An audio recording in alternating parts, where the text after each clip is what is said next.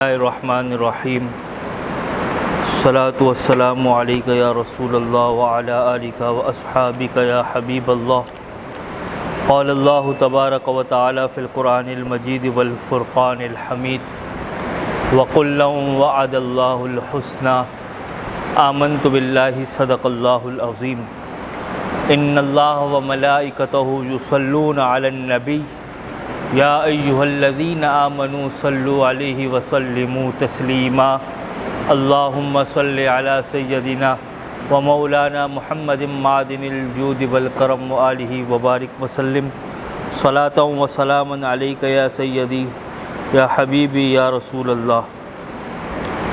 الحمدللہ آج 17 اگست ہے اور آج ہمارے جو کورس کا آغاز بھی ہے۔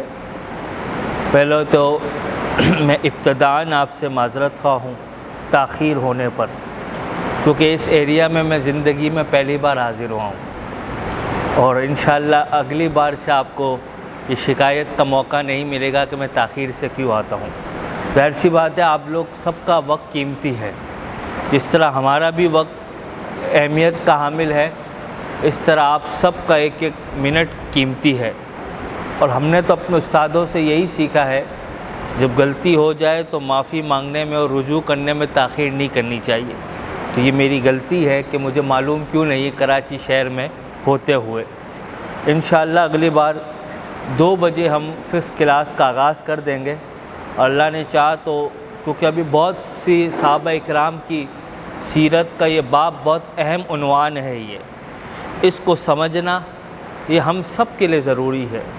اب مثال کے طور پہ ابھی 20 سے 25 افراد بیٹھے ہیں، اگر ہر فرد یہ نیت کر لے کہ میں ہر اتوار کو اپنے ساتھ ایک فرد کو لے کر آؤں گا، تو مجھے بتائیے 25 کے 50 ہو جائیں گے۔ دیکھیں، فرد سے افراد بنتے ہیں۔ یہ اتنا اہم ٹاپک ہے آج کے دور میں، کیونکہ ہر وقت آپ کو پتہ ہے اس وقت یہود و نصارہ اور نام نہاد مسلمان نبی کریم صلی اللہ علیہ وسلم کی شان اقدس پر توہین کرتے ہیں، یا صحابہ علیہم رضوان کی شان میں توہین کرتے ہیں، یا معاذ اللہ شان اولیاء میں توہین کرتے ہیں، یا معاذ اللہ قرآن کی ناموس پر حملہ کرتے ہیں۔ تو یہ چیزیں سیکھنا ہمارے لیے ضروری ہے، بلکہ اللہ کے رسول صلی اللہ علیہ وسلم کی حدیث مبارک ہے، طلب العلم فریضۃ علی کل مسلم و مسلمہ۔ فرمایا علم کا حاصل کرنا ہر مسلمان مرد اور عورت پہ فرض ہے۔ اس کے تحت شارحین حدیث نے فرمایا کہ انسان کی ذات سے جو جو چیزیں منسلک ہوتی جاتی ہیں، اس چیز کا اس پر علم حاصل کرنا فرض ہو جاتا ہے۔ مثال کے طور پہ بچہ بالغ ہو جاتا ہے تو بلوغت کے مسائل اس پر فرض ہو گئے، نماز کے مسائل اس پر فرض ہو گئے۔ اسی طریقے سے کاروبار کرتا ہے، بزنس کرتا ہے تو بزنس کے مسائل فرض ہو گئے، جاب کرتا ہے تو جاب کے مسائل فرض ہو گئے، شادی کا ارادہ ہے تو نکاح کے مسائل، طلاق کے مسائل۔ تو جو ہم جیسے ہی زندگی میں آگے بڑھتے جاتے ہیں تو شریعت کے احکام ہمارے ساتھ ملتے جاتے ہیں، پھر شریعت کہتی ہے ان چیزوں کا سیکھنا ہم پر کیا ہو جاتا ہے، فرض ہو جاتا ہے۔ ایک اور مثال کے ذریعے آپ سمجھیے، ابھی میرے پاس بائک ہے یا کسی کے پاس بھی بائک ہے، تو ابھی ہمارے پاس یہ چیز ہے کہ ہم بائک کو سیکھیں، ہم گاڑی کی طرف نہ جائیں۔ کیوں نہ جائیں؟ ہمارے پاس وہ چیز اویلیبل نہیں ہے۔ تو ہمارے پاس اویلیبل کیا ہے؟ بائک۔ تو ہمارے کو بائک سیکھنا ہمارے لیے ضروری ہے۔ جب اللہ ہمیں گاڑی کی نعمت عطا کر دے تو پھر یہ بھی ہمارے لیے سیکھنا ضروری ہو جائے گا۔ تو انسان اسی طریقے سے ایک مسلمان، دیکھیں مسلمان ہے تو اس پر لازم ہے کہ وہ اللہ پر ایمان رکھے۔ اللہ کی ذات کے بارے میں ہمارا کیا کانسیپٹ ہے، ہمارے کو پتہ ہی نہیں ہے۔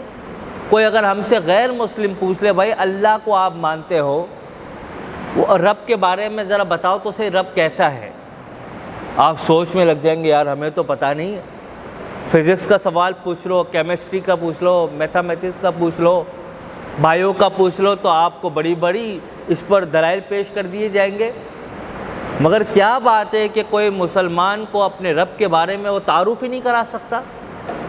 اسی طریقے سے کوئی پوچھ لے یار آپ اپنے نبی کے بارے میں ہمیں تعارف دو، نبی کے بارے میں بتاؤ، نبی نے پہلا نکاح کس سے کیا، دوسرا نکاح کس سے کیا، تیسرا کس سے کیا، حتیٰ کہ حضور نے 11 نکاح فرمائے، بتاؤ حضور کے ازواج کا نام سناؤ جن کو امہات المؤمنین کہتے ہیں۔ آپ سوچ میں پڑ جاؤ گے یار حضرت ختیجہ سے پہلا نکاح ہوا، حضرت عائشہ سے ہوا، اس کے بعد 9 غائب۔ اچھا حضور کے کتنے ازواج ہیں، کتنے بیٹے ہیں، شہزادے ہیں؟ حضرت عبداللہ ہے، باقی بھول گئے۔ حضور کی کتنی شہزادی ہے، سوچ میں لگے، حضرت فاطمہ ہے، باقی یاد نہیں ہے۔ تو آپ دیکھیں ہمارا کیا تعلق ہے اسلام سے؟ کہ ہم صرف یہ تو اللہ کا شکر ہے اللہ نے ہمیں مسلمان گھرانے میں پیدا کیا تو ہمیں کلمہ نصیب ہو گیا، ہمیں دین نصیب ہو گئی، تو محض اللہ کا فضل ہے، اس میں ہماری کوئی ذاتی کوئی محنت تھوڑی ہے، یہ تو ھذا من فضل ربی ہے کہ یہ اللہ کا فضل اللہ جس کو عطا کر دے۔ تو یہ ہمیں بیسک اسلام کی انفارمیشن نہیں ہے۔ اب کوئی آپ سے پوچھے بھائی بتائیے کہ نبی اور رسول میں کیا فرق ہے، آپ کنفیوز ہو جائیں گے، یار نہیں مجھے پتہ۔ آپ سے پوچھ لی جائے کہ اللہ تبارک و تعالیٰ جو بڑی معروف جو کتاب ہے جس طرح قرآن مجید ہے اور 3 جو بڑی مشہور کتابیں ہیں ان کے بارے میں آپ بتائیں، آپ سوچ میں پڑ جائیں گے۔ یعنی کیوں ہمیں سوچنا پڑ رہا ہے؟ جب ہم کسی جاب پر جاتے ہیں اور ہمیں انگلش آتی ہے تو ہم کتنی فڑ بولنا شروع ہو جاتے ہیں۔ کیا ماں کے پیٹ میں سے تو کوئی سیکھ کے نہیں آتا، اس پہ آپ ایفرٹس کرتے ہیں، آپ محنت کرتے ہیں، آپ وقت لگاتے ہیں، آپ کبھی یوریکا کی طرف جاتے ہیں، کبھی برلٹس کی طرف جاتے ہیں، کبھی XYZ اور انگلش انسٹیٹیوٹ کی طرف جاتے ہیں۔ آپ کیوں جاتے ہیں؟ یار انگلش سیکھ لوں گا تو انکم اچھی ہو جائے گی، جاب اچھی مل جائے گی، باہر ملک جانا میرے لیے آسان ہو جائے گا۔ یہ دنیاوی معاملات کے خاطر ہم پوری رات محنت کرتے ہیں۔ ٹریڈنگ کسی کو کیا پتہ ٹریڈنگ کیا ہوتی ہے، مگر ہم سیکھتے ہیں کہ یار اس سے بینیفٹ کیا ہوگا، ہمارے گھر کے معاملات اچھے ہو جائیں گے۔ تو پیارے بچوں، پیارے بھائیوں، ہم مسلمان ہیں، ہمارے نبی کریم صلی اللہ علیہ وسلم کی حدیث کا مفہوم ہے، فرمایا اللہ کی راہ میں مجھے جتنی آزمائشیں اور تکلیفیں پہنچائی گئی ہے نا، اتنی کسی کو بھی تکلیف نہیں پہنچائی گئی ہے۔ میرے آقا کریم کے دندان مبارک، دانت مبارک کو بھی جنگ میں شہید کر دیا گیا، حضور کے پاؤں مبارک پر پتھر مارے گئے، حتیٰ کہ آپ کے پاؤں مبارک سے خون نکلنا شروع ہو گیا۔ یعنی کس طرح کی اذیت میرے آقا نے سہی ہے، کس کے خاطر؟ اسلام کے خاطر۔ آج یہی نوجوان ہیں، یہی مسلمان ہے جس کے بعد اسلام کے لیے ٹائم ہی نہیں ہے۔ یہ بہت ایک غلط بات ہے یہ۔ تو انشاءاللہ تبارک و تعالی اب دیکھیں، آپ کو پتہ ہے کہ صحابہ اکرام کی سیرت کا سیکھنا ہم پر کتنا ضروری ہے۔ اس کی وجہ کیا ہے؟ ہر آئے دن صحابہ اکرام کی سیرت پر ذات پر حملے ہو رہے ہوتے ہیں۔ کوئی معاذ اللہ حضرت امیر معاویہ رضی اللہ تعالیٰ عنہ کی شان میں حملے کر رہے ہیں، کوئی حضرت ابو سفیان رضی اللہ تعالیٰ عنہ کی شان میں حملے کر رہے ہیں، کوئی ابو بکر صدیق کی شان میں حملے کر رہے ہیں، کوئی حضرت عائشہ کے بارے میں معاذ اللہ تہمت اور الزام لگا رہے ہیں۔ تو آپ سمجھے کہ ہم قیامت قریب ہے، یہ قرب قیامت کے آثار ہیں۔ جب ہم قیامت کی نشانیاں پڑھتے ہیں تو کتنی نشانیاں ایسی ہیں جو پوری ہو چکی ہیں۔ صرف چند قیامت کی 2 قسمیں آپ کو بتایا، قیامت صغریٰ اور قیامت کبریٰ۔ جو بڑی نشانیاں ہیں وہ چند رہ گئی، باقی تو چھوٹی تقریباً پوری ہو چکی ہے۔ اگر ہم نے ان چیزوں کو نہیں سیکھا، دیکھیں صحابہ اکرام کے بارے میں ابھی آگے عرض کرتا ہوں۔ پہلے ہم یہ سیکھتے ہیں کہ صحابی کسے کہتے ہیں۔ کیا سیکھتے ہیں؟ صحابی۔ کوئی مجھے ڈیفینیشن بتائے گا صحابی کی؟ جی بتائیے۔ آپ صلی اللہ علیہ وسلم کو ایمان کی حالت میں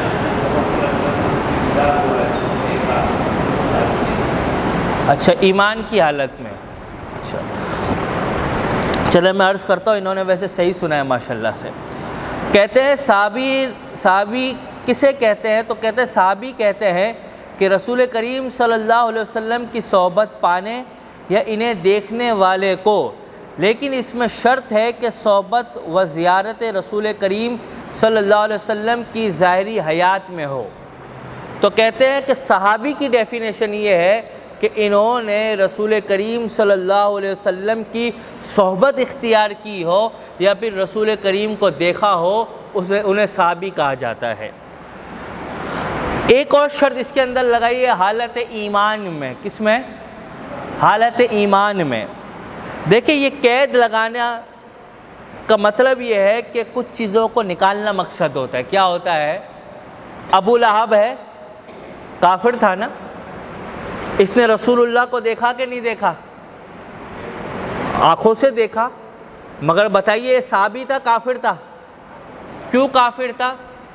کیونکہ وہ ایمان کی شرط نہیں پائی گئی اس کے اندر۔ تو صحابیت کے اندر حالت ایمان کی شرط کا ہونا ضروری ہے۔ تو اسی لیے فرمایا بعض ایسے صحابہ بھی تھے جو آنکھوں سے نابینا تھے، ٹھیک ہے، اب انہوں نے حضور کی صحبت پالی تو وہ بھی صحابیت کے مقام پر فائز ہو گئے۔ تو کہتے ہیں صحابی کہتے ہیں کہ رسول کریم صلی اللہ علیہ وسلم کی صحبت پانے یا انہیں دیکھنے والے کو، لیکن اس میں یہ شرط ہے کہ صحبت و زیارت رسول صلی اللہ علیہ وسلم کی ظاہری حیات میں ہو۔ مثال کے طور پہ ایک شخص ہے، آپ کو پتہ ہے کہ میرے آقا جس پر بھی چاہے کرم فرما دے اور اپنے دیدار کروا سکتے ہیں۔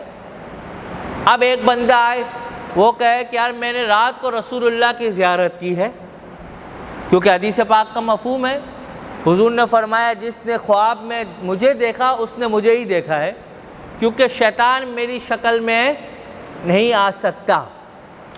اب ایک بندہ ہے، امام اعظم ابو حنیفہ رضی اللہ تعالیٰ عنہ نے بہت بار سرکار کا دیدار کیا۔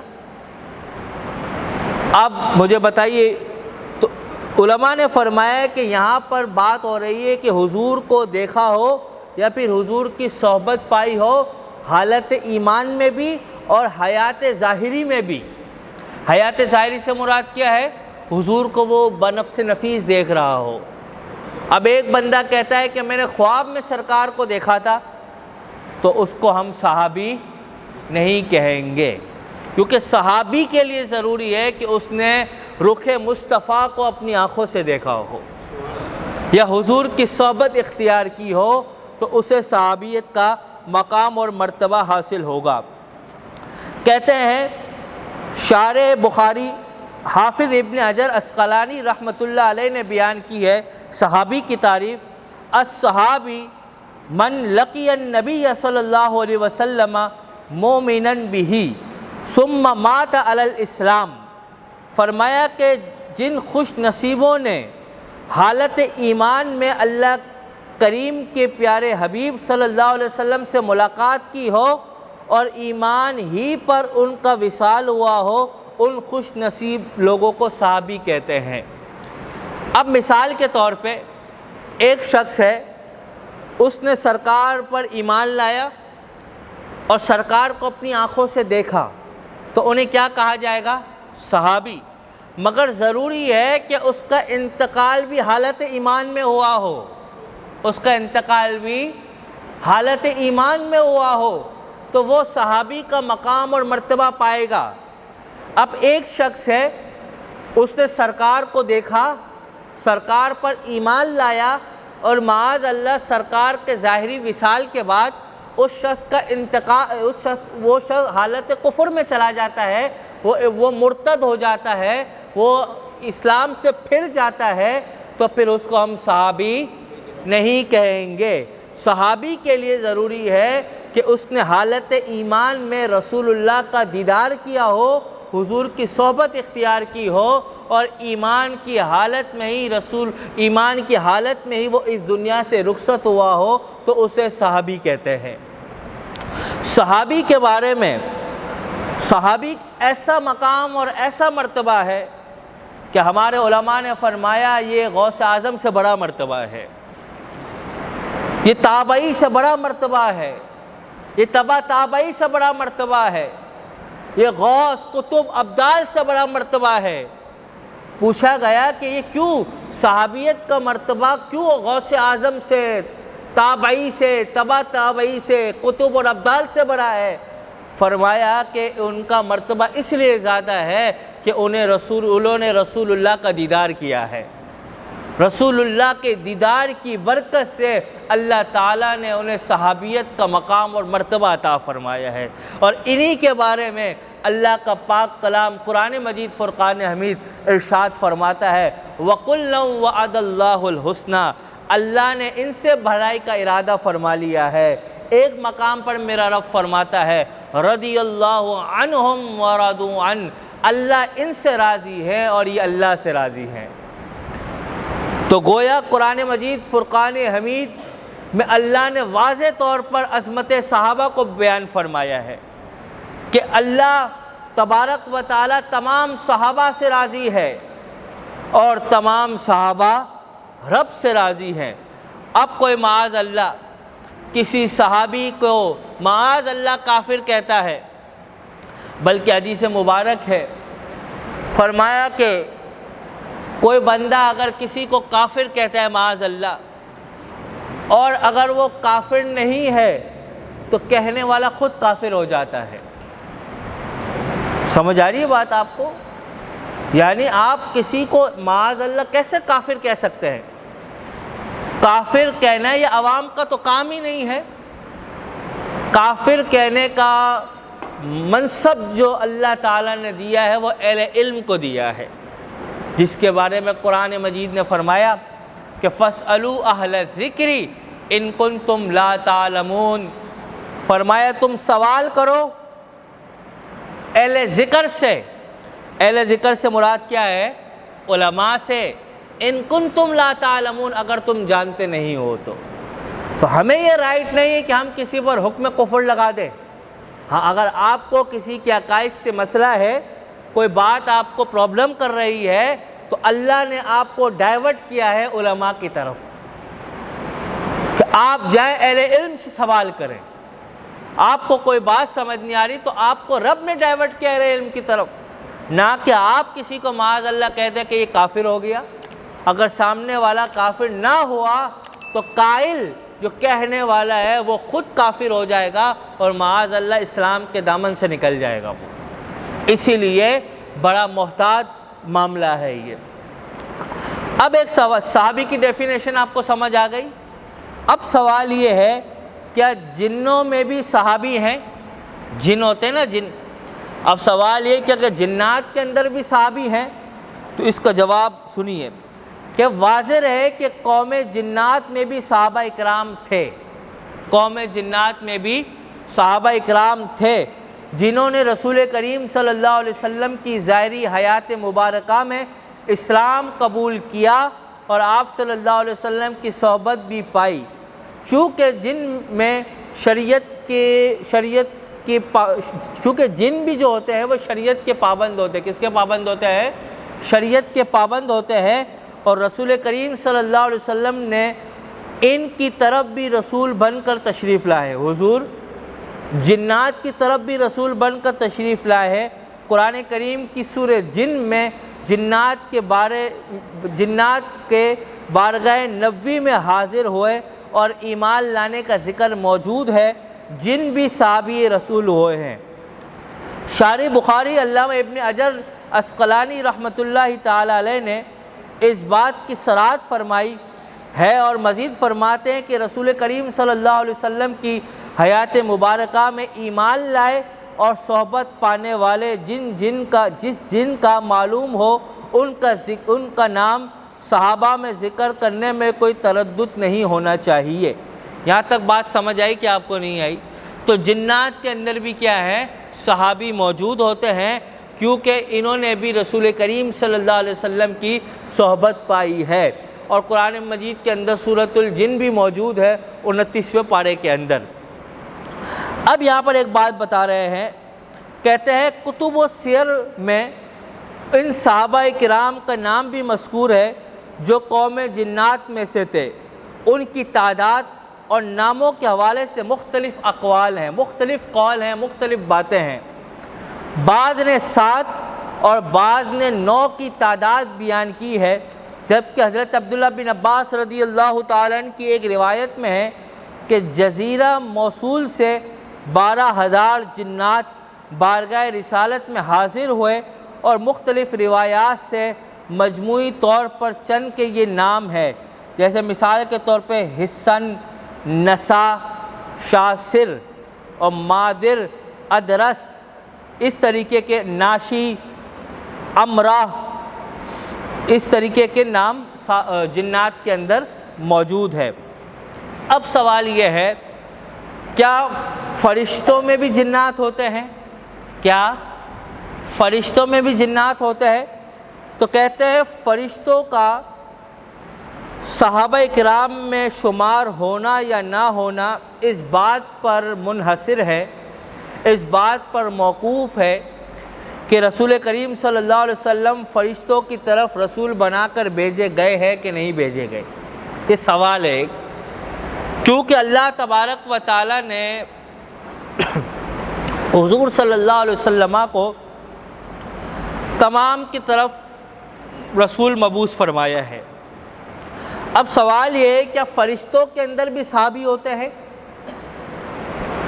تو اس بارے میں اب سنیے، کہتے ہیں کہ فرشتوں کا صحابہ میں شمار ہونا یا نہ ہونا اس بات پر موقوف ہے، کیا رسول کریم صلی اللہ علیہ وسلم فرشتوں کی طرف رسول مبعوث بنا کر بھیجے گئے یا نہیں۔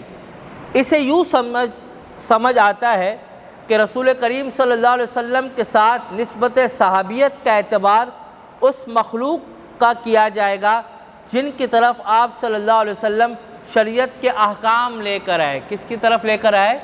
جن کی طرف شریعت کے احکام لے کر آئے اور جو شریعت کے مکلف قرار پائے۔ شریعت کے احکام کس کی طرف لے کر آئے؟ انسانوں کی طرف، اور مکلف بھی انسان ہوئے، فرشتے تو نہ ہوئے۔ تو کہتے ہیں اور جو شریعت کے مکلف قرار پائے، تو چونکہ جنات اور انسانوں کے مکلف ہونے کا قرآن کریم میں بیان ہے تو شرف صحابیت بھی انہی میں رکھا گیا ہے۔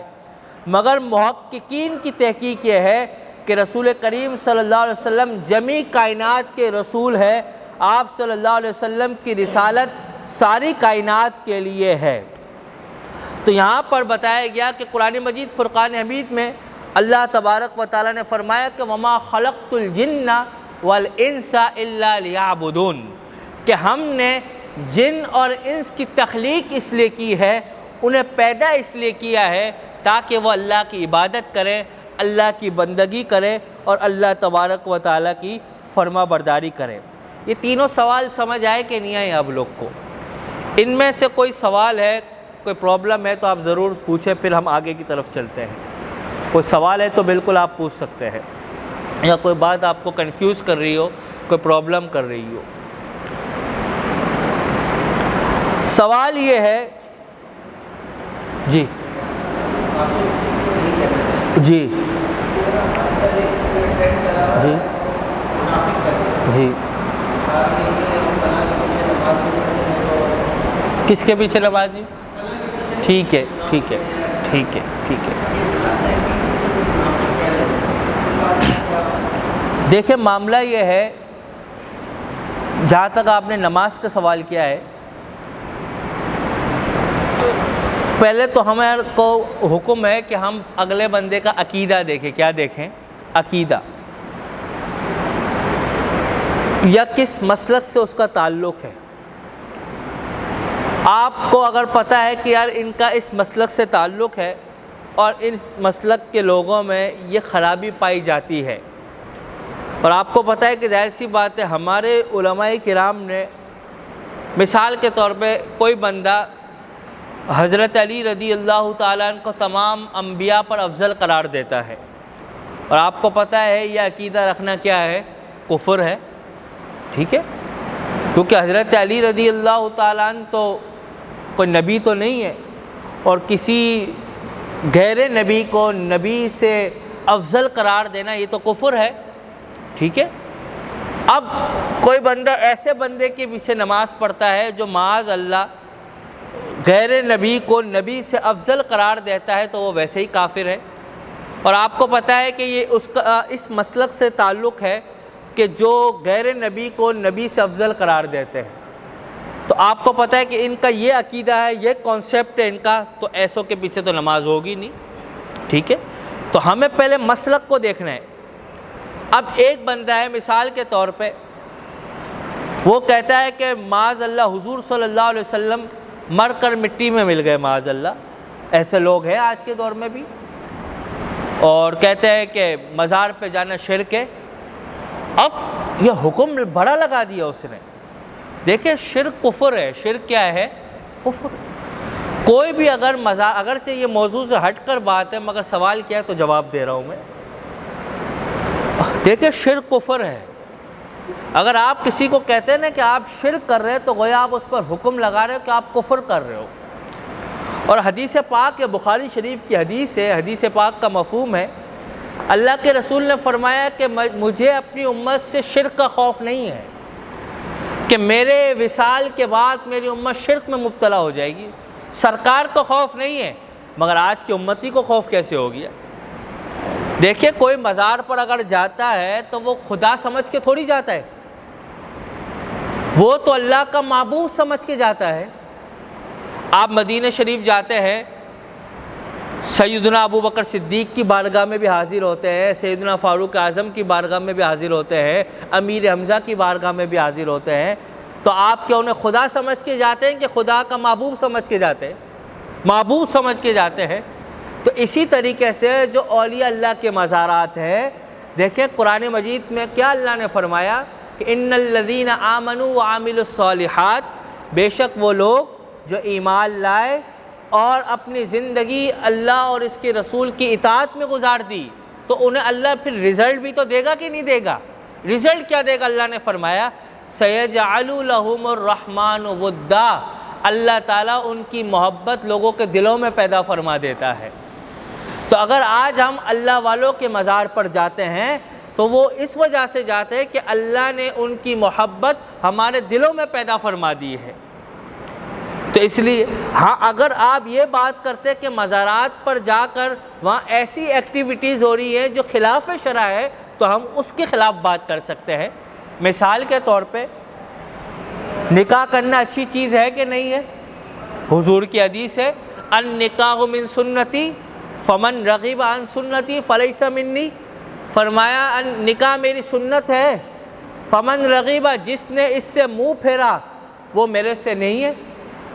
اب مجھے بتائیے، اب شادی کے اندر کتنی خرافات ہوتی ہے، تو ہم کیا بولتے ہیں؟ بھائی شادی کے اندر شادی کو ختم کر دو یا خرافات کو ختم کر دو؟ کیا کہتے ہیں ہم؟ خرافات کو ختم کر دو۔ اب مثال کے طور پہ ناک پر مکھی بیٹھ جائے تو آپ ناک کو ہٹائیں گے کہ مکھی کو ہٹائیں گے؟ تو اسی طریقے سے جو جہاں نیگیٹو چیزیں پائی جا رہی ہے ان نیگیٹو چیزوں کو ہم مائنس کریں گے، ٹھیک ہے؟ اور نماز کا جہاں تک تعلق ہے تو میری بات یاد رکھیے گا، آپ کو اگر 10 لاکھ روپے کا انویسٹ کرنے ہیں تو آپ ہر ایک کے ہاتھ میں نہیں دیں گے، آپ تحقیق کریں گے، یار میں انویسٹمنٹ کرنا چاہتا ہوں کس کے ہاتھ میں دوں؟ 10 لوگوں سے اس بندے کے بارے میں ویریفائی کریں گے آپ، یہ بندہ سالڈ ہے کہ نہیں ہے، میرے پیسے کھا کے بھاگ تو نہیں جائے گا۔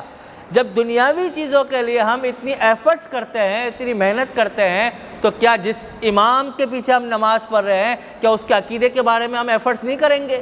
کیا اس کے بارے میں رسول اللہ سے یہ محبت کرتا بھی نہیں کرتا؟ یہ حضور کو معاذ اللہ یہ تو نہیں کہتا مر کر مٹی میں مل گئے معاذ اللہ؟ یہ اولیاء اللہ کو معاذ اللہ مزار پہ جانے والے کو شرک تو نہیں کہتا؟ یہ حضور کے میلاد کو معاذ اللہ بدعت تو نہیں کہتا؟ یہ 11ویں شریف کھانے والے کو شرک اور تو نہیں کہتا؟ تو ہم پھر ویریفائی کریں گے اس کو۔ اب آپ دیکھیں گے نہیں یار اس کے عقائد بالکل پرفیکٹ ہے، ایسا کچھ نہیں کرتا، تو آپ کہیں گے یہ پرفیکٹ بند ہے، اس کے پیچھے نماز پڑھ لو۔ جب ہم ہر چیز میں تحقیق کرتے ہیں تو ہمیں چاہیے کہ جس امام کے پیچھے ہم نماز پڑھیں اس کا عقیدہ بھی تو دیکھیں کہ اس کا عقیدہ ٹھیک ہے کہ نہیں ہے۔ بات سمجھ آ رہی ہے آپ کو؟ اور کوئی سوال؟ اب ایک اور آخری سوال کی طرف ہم جاتے ہیں کیونکہ آپ کا جو وقت تھا آفیشیلی طور پر وہ تو مکمل ہو چکا ہے، مگر چند منٹ اور۔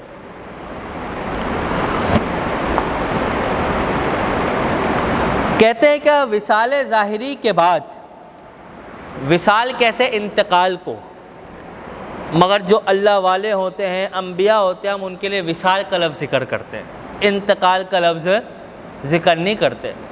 کسی کے والد کا انتقال ہو جائے تو میرے والد کا انتقال ہو گیا، کسی اللہ والے کا انتقال ہو گیا تو ان کا وصال ہو گیا، ادباً محبتاً ہم کہتے ہیں۔ اب کہتے ہیں کہ وصال ظاہری کے بعد زیارت کرنے والے صحابی ہیں، تو کہتے ہیں شرف صحابیت کے لیے شرط ہے کہ رسول کریم کی حیات ظاہری یعنی دنیاوی حیات میں زیارت اور صحبت پائی ہو۔ اگر کسی نے پیارے آقا کے پردہ فرمانے کے بعد اور تدفین سے پہلے جسم مبارک کی زیارت کی ہو تو راجح قول یہی ہے، یعنی فتویٰ اسی پر ہے کہ وہ صحابی نہیں ہے۔ مثال کے طور پہ میرے آقا کریم علیہ السلام اس دنیا سے ظاہری طور پر رخصت ہوئے، سرکار کا جسم مبارک پڑا ہوا ہے، ایک بندہ ہے وہ کلمہ پڑھ لیتا ہے اور وہ فوراً سے آتا ہے سرکار کے چہرے مبارک کو دیکھتا ہے۔ اب سوال یہ ہے کہ اس نے سرکار کا دیدار تو کر لیا ہے، اب وہ صحابیت کا مقام پائے گا کہ نہیں پائے گا؟ تو کہا کہ وہ صحابیت کا مقام نہیں پائے گا، وہ صحابی نہیں کہلائے گا، ہاں وہ تابعی کہلائے گا۔ وہ کیا کہلائے گا؟ تابعی۔ تابعی اسے کہتے ہیں جس نے صحابی کو دیکھا ہو، تابعی اسے کہتے ہیں جس نے صحابی کو دیکھا ہو، اور جس نے رسول اللہ کو دیکھا ہو اس کو صحابی کہتے ہیں، جس نے کسی صحابی کو دیکھا ہو اس کو کیا کہتے ہیں؟ تابعی۔ اور تبع تابعی اس کو کہتے ہیں جس نے کسی تابعی کو دیکھا ہو۔ بات سمجھ آ رہی ہے آپ کو؟ تو تابعی کس کو کہتے ہیں؟ جنہوں نے صحابی کو دیکھا ہو۔ اسی لیے ہم جن کو فالو کرتے ہیں فقہ کے اندر وہ امام اعظم ابو حنیفہ کو کرتے۔ کیا کرتے ہیں ہم حنفی کہلاتے ہیں نا، حنفی۔ آپ کو پتہ ہے فقہ کے کتنے امام ہیں؟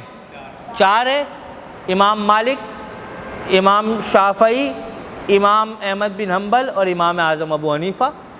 امام اعظم کو فالو کرنے والے کو حنفی کہلاتے ہیں، ہم لوگ حنفی، آپ کو پتہ ہے امام اعظم کو فالو کرتے، فقہ کے اندر کرتے۔ کس میں کرتے ہیں؟ یعنی مسائل کے اندر ہم فالو کرتے ہیں، تو ہم مقلد کہلاتے۔ کیا کہلاتے ہیں؟ مقلد کہتے ہیں تقلید کرنے والے کو۔ کس کو کہتے ہیں؟